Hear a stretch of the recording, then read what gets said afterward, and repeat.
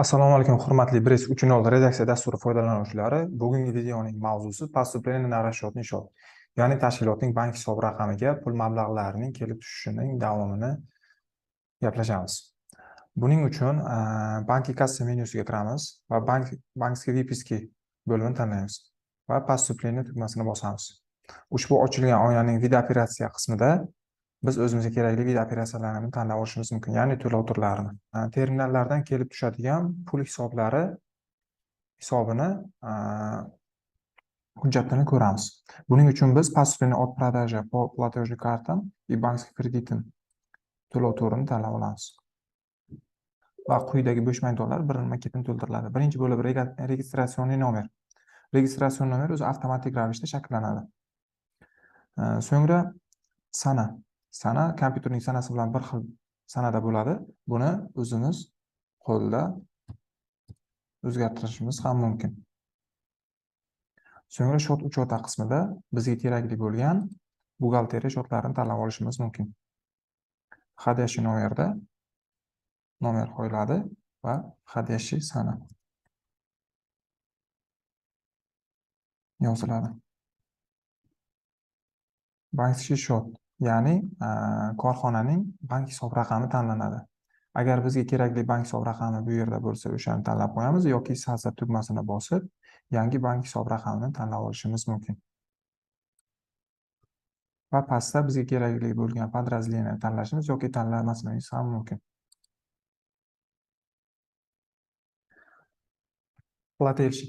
Platelshik qismida bank tanlanadi yoki bankni ininesini bilsak, ini orqali tanlab olishimiz ham mumkin. Va pastki summa qismida esa komissiya bankning chegirgan holdagi summa yoziladi. Va shot rashot qismida 57.20 bo'ladi. Statya DDS esa pul oqimlari to'g'risidagi hisobotda ko'rinadigan statya tanlab qo'yiladi. Показательni bossak, bu yerda jami statyalar bor. Agar bizga kerakli statya bo'lmasa, sazza tugmasini bosib, yangi statya tanlab olishimiz, yaratib olishimiz mumkin. Dogovor qismida bizga kerakli bo'lgan dogovorni ro'yxatdan tanlab olishimiz mumkin yoki sazza tugmasini bosib, yangi dogovor yaratib olishimiz mumkin. Разбит платежda esa agar bir nechta dogovor orqali bizga kelib tushgan summa bo'lsa, har bir dogovor bo'yicha добавить tugmasini bosib, summa платежа, shot rashot va summa usluga и statyasi hammasi birinma-ketin tanlab qo'yiladi.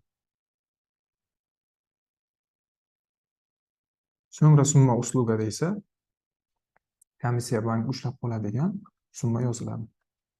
Shot zatratda esa komissiya bankga ketadigan shot zatratini tanlab qo'yamiz. Прочие доходы расходda esa показать все tugmasini bossak, ushbu ro'yxatda foyda solig'ida ko'rinadigan statyalarimiz bor. Ushbu statyalardan birini tanlab olishimiz mumkin. Komissiya bank bo'lgani uchun biz расход на услуга bank statyasini tanlab qo'yamiz.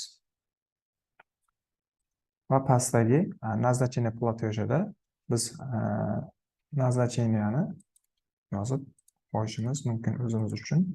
Va записать провести debit kreditini bossak, ushbu shaklda buxgalteriya provodkalari ko'rinadi.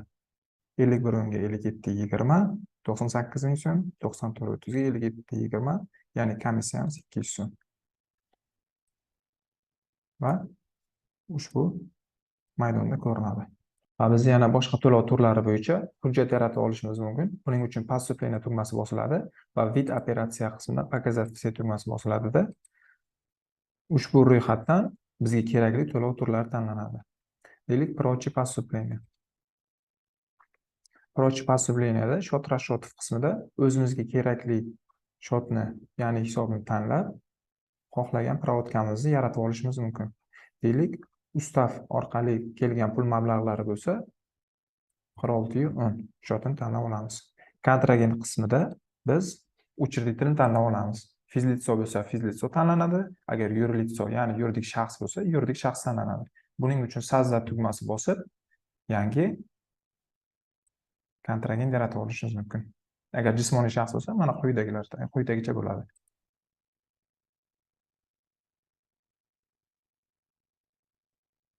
Zapisa zakrit tugmasi bosiladi-da, quyidagicha summa ham yoziladi. Zapisat провести debit kredit tugmasini bossak, quyidagicha buxgalteriya provodkalari aks etadi.